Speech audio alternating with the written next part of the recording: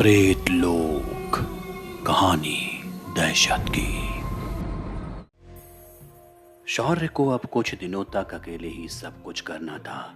वजह थी उसके पापा का काम के सिलसिले में नेपाल जाना।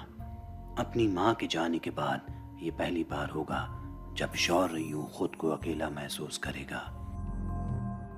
पापा का वादा था कि वो जल्द से जल्द लौट आएंगे, मगर कब, ये तो काम खत्म होने के बाद ही मालूम चलता।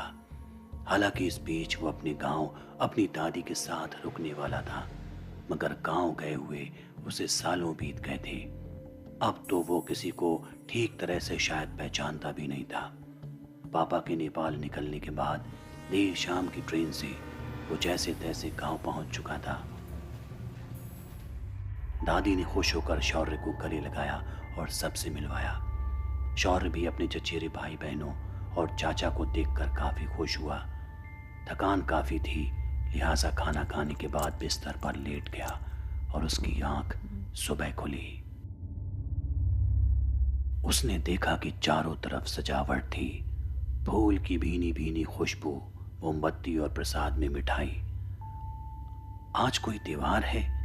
शौर्य खुद से सवाल करने लगा। तभी पीछे से दादी बोली, आज क्या खास है, ये तुम्हें शाम को पता चल जाएगा, और मुस्कुराती हुई घर के अंदर चली गई। यहाँ शौर्य पूरे दिन रात होने का इंतजार करने लगा। उसने देखा कुछ दीपक जला रही थी।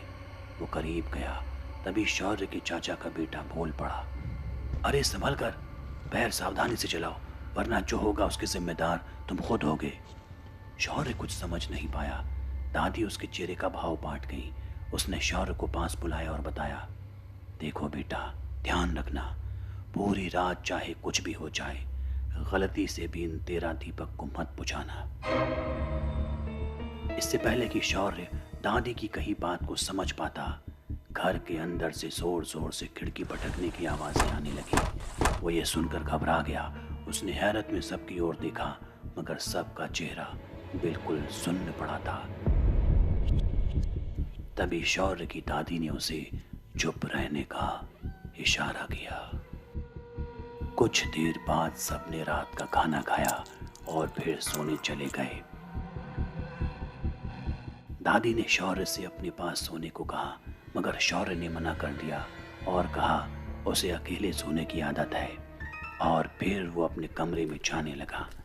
जाते जाते दादी ने उससे कहा, अच्छा सुनो, अगर रात में मैं या फिर कोई और भी तुम्हें पुकारे तो उस आवाज को बिल्कुल नजरअंदाज कर देना।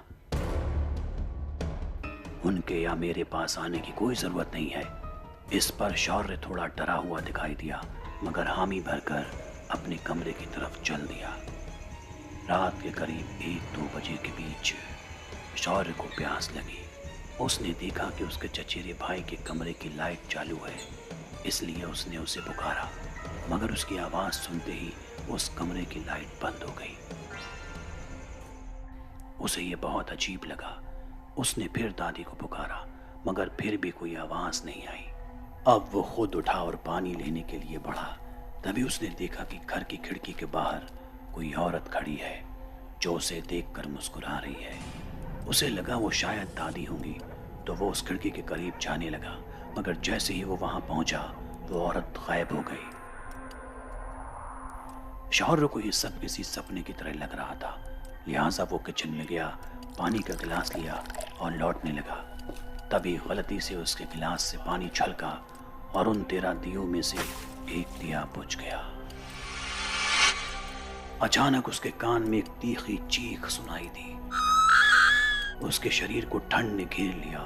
वो कुछ समझ पाता इससे पहले उसकी नजर दीवार पर टंगे कांच पर पड़ी, जहां उसकी परछाई नजर आ रही थी और साथ ही नजर आ रहे बहुत सारे डरावने चेहरे।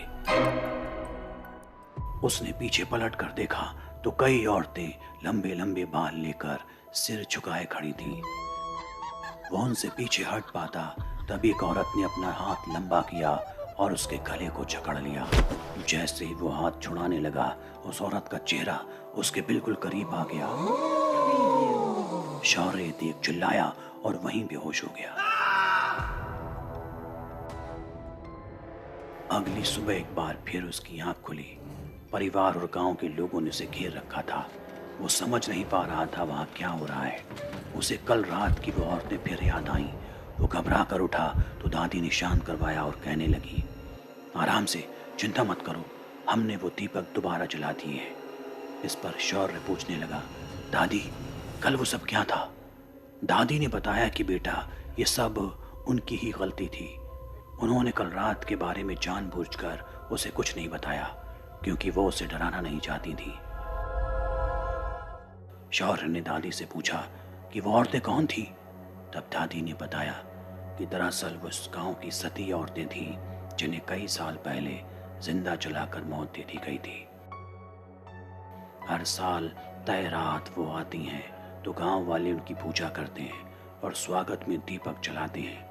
अगर ऐसा नहीं किया गया तो वो बुरा मान जाती हैं और किसी को भी नुकसान पहुंचा सकती हैं। अगर सही समय पर दादी ने वो दीपक जो शौर्य ने गलती से बुझा दिया था नहीं जलाया होता तो शौर्य के साथ भी कुछ बुरा होना तय था।